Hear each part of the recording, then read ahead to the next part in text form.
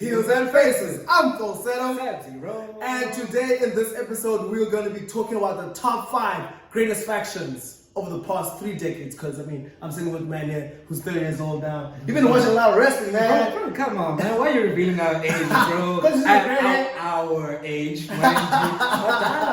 but we ourselves, obviously, the greatest faction to ever. Always with the slaps. But what is a faction? A faction is basically a group, amalgamation of individuals, and in the company, at least it's got to be more than 2. More than 2, 3 to 4 individuals.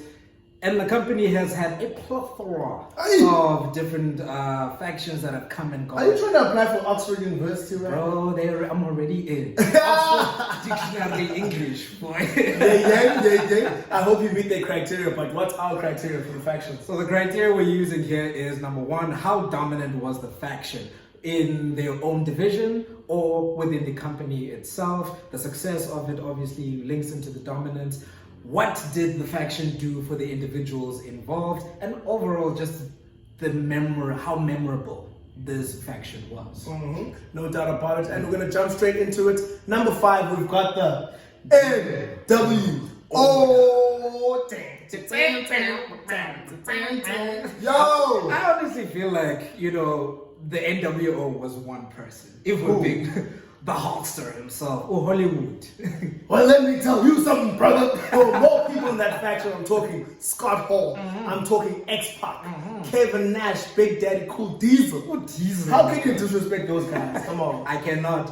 In their own right, those guys are obviously going to be future Hall of Famers individually, but in the faction they are also Hall of Famers, and rightfully so. Rightfully so. No doubt about it. They changed the game. I mean, when they came together in WCW, they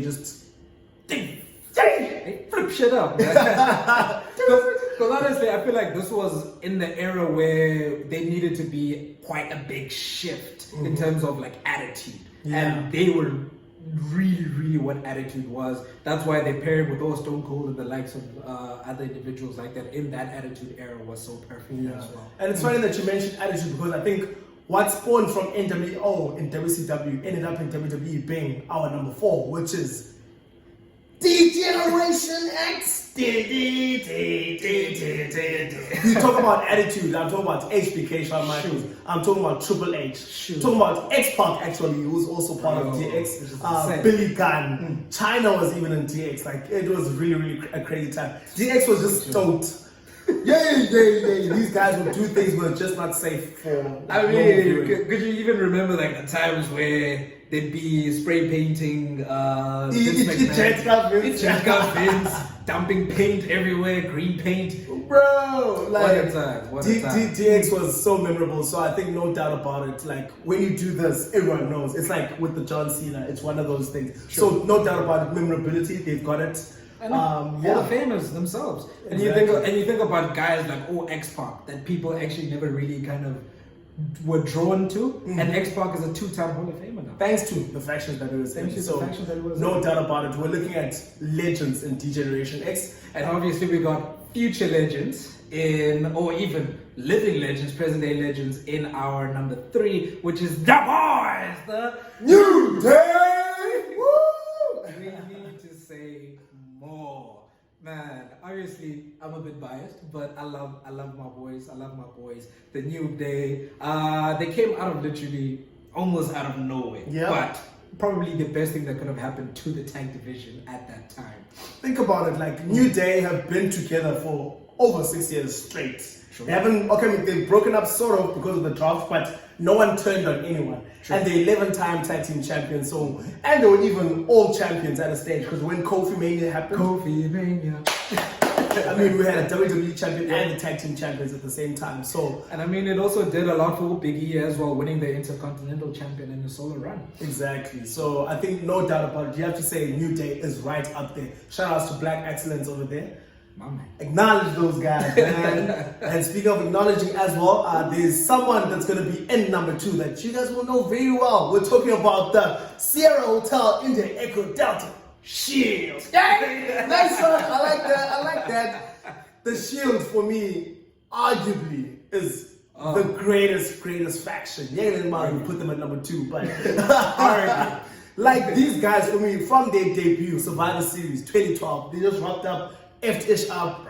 And for me, what I really liked is that they were really dominant. For about 6 months, they were undefeated, and we created 3 stars that we never knew. And now all those guys became world champions. Roman Reigns, Dean Ambrose, Seth Rollins, and the iconic theme song. And no one can ever forget dominance of the Shield, because you talk about the hounds of justice, and they had literally had a hound-like mentality that they were belligerent. They would not stop until they got to their goal. Do you remember that era as well? They made 6-man tags, like cool, all the time. You'd see them, but you wouldn't really get bored of them. And whatever super team WWE put together would fall at the team, the unit that was the Shield. I mean, I'm talking John Cena, Sheamus, The Rock, The Undertaker, Kane, Daniel Bryan, all these guys, they just couldn't match up to the Shield. Like it was crazy, man. That's true. And I think the memorability of the Shield as well, it shows when the way they broke up eventually. Like everyone felt that pain, that it still shatters to this day. That chair shot. When Seth Rollins bought into the Authority. Hey man, you need to buy into Triple H at some point, and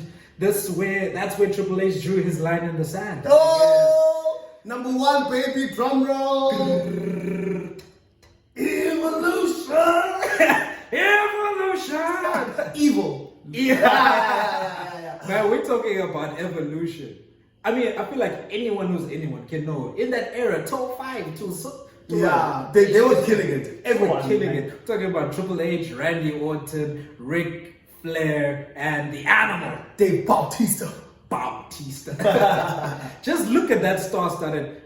Just look at these people, man. In this team, we have Ric Flair, 16-time World Heavyweight Champion. Damn. Triple H, 14-time champion. Damn. Randy, 14-time champion. Damn. Dave Bautista, if he didn't quit, probably also would have been in double digits. Would have been double digits, but he's somewhere there, 6 to 8. But no doubt about it, you have to say that. I mean, Evolution created stars in Randy, in Batista. Also, it rejuvenated Ric Flair, because at this stage, he really was not sort of feeling himself, and then Triple H just sort of brought him back. And then Triple H himself, he was already a main event at that stage, but he just went super heel at this point. Like, no one could touch Triple H. I mean, no one could touch Evolution as a result as well. And if you think about also how the faction essentially broke up as well, it's so memorable in that. Yeah, the thumbs down. Not once but twice. It worked with Randy and with Batista. And I mean, that just shows how good this class of athletes was. Yeah. If they can actually stretch this for that long. Exactly. No, I think our Evolution deserved to be number 1 on our Heels and Faces. Top 5 countdown for best factions, and we had mentioned as well that, of course, Heels and Faces, I mean, we're more than 2 behind the scenes, so we are the faction ourselves. It's the greatest faction to ever do it. Yeah, and this is actually going to be our last episode in this form, being live. Like, we're going to be going via satellite going forward, but do watch the space, but we're not going away, so do make sure that you keep liking, keep sharing, keep subscribing, and keep tagging. Oh shit. Keep tagging us. And as always, we'll see you in the next one. Bam! Bam! Yesterday's too long.